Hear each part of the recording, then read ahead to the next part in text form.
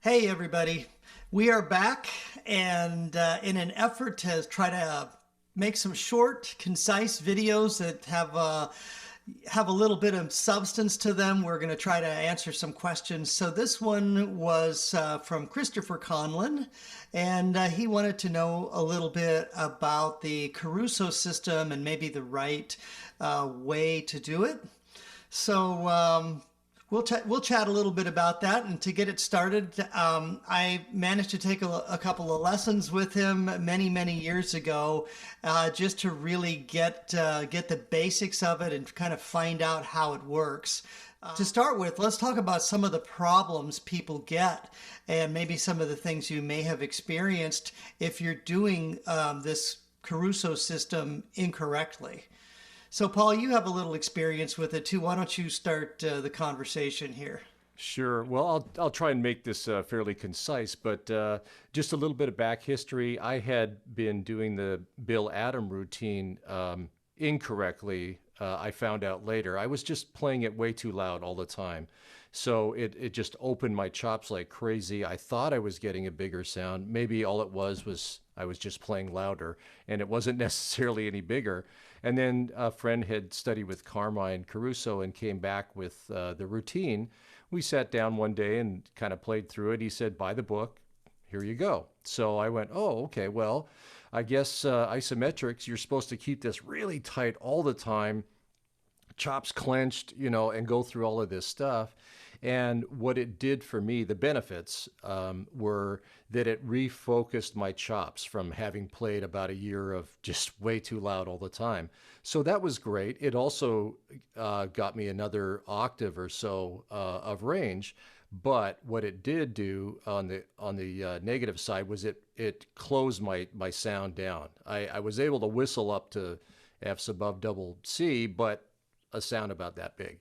And what I realized later, after somebody said, you don't have to keep this in maximum tension all the time, is that I was just creating so much undue tension here that I was actually shutting down my sound. So evidently, that's not the proper way to approach the Caruso routine. Well, and this is something that happens to a lot of people, myself included, when I first picked up the book and started reading about it in the book. It was completely wrong. And so, Christopher, we're gonna just talk about the first thing, the six magic notes. Everybody knows what the six magic notes are, so I won't go through them. If not, you can kind of reference them somewhere else. But as a warm up, for me, they've rarely worked. I don't recall Caruso ever telling me you absolutely have to play this first thing in the morning. Basically, it was a way to get your chops sort of in their place and get you set up.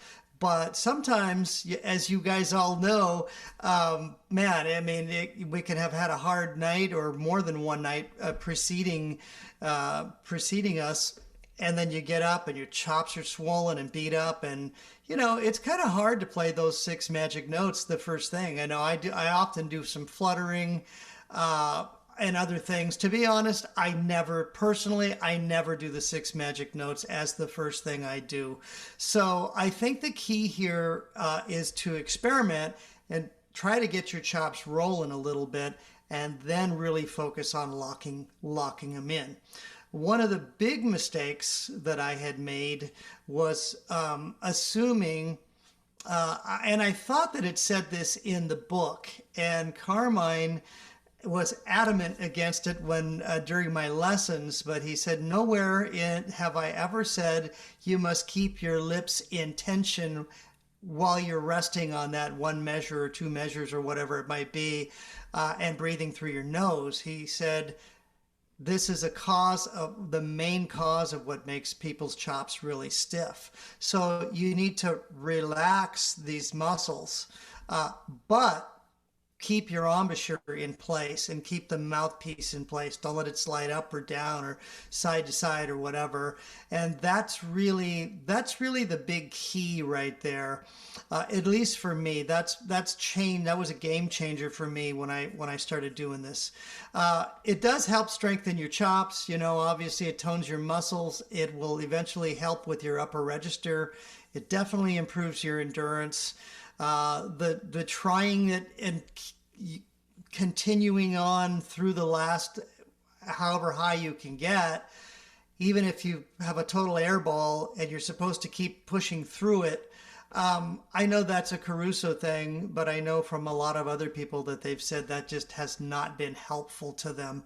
So I think the key is to do this with common sense and not beat yourself up, because it's very easy to do these. And these are more static isometrics for the most part. Let's talk about the moving isometrics.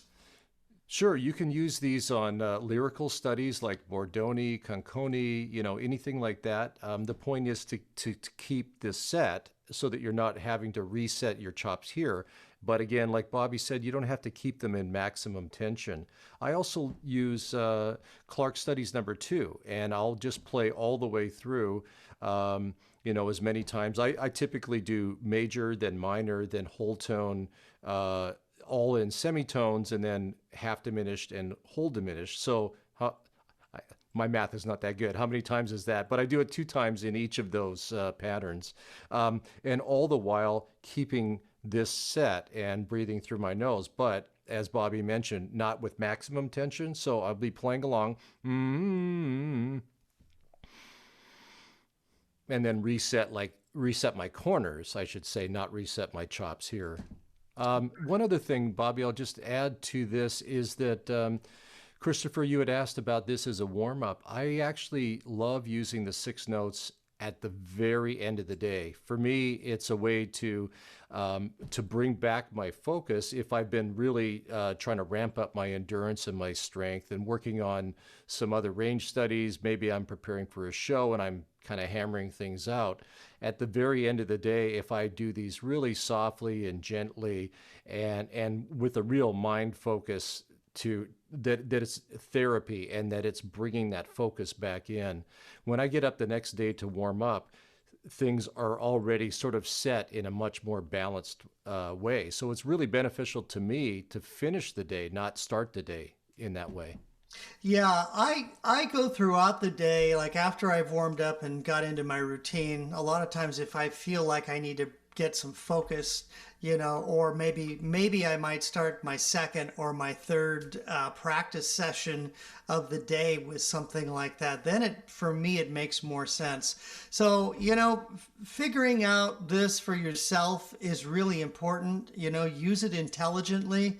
There's no exact prescription for it. I think you're your own best doctor. So I think that's a little bit of advice we can give you, right, Paul? Sure. And, this is really just the tip of the iceberg. There's so much more to dig into with this routine and other isometrics. But we hope that this helps at least get you on the road to, discovering what works for you and maybe dig in a little bit deeper yourself into this routine or others that involve isometrics. So thanks so much for your questions, and we hope this really helps you out.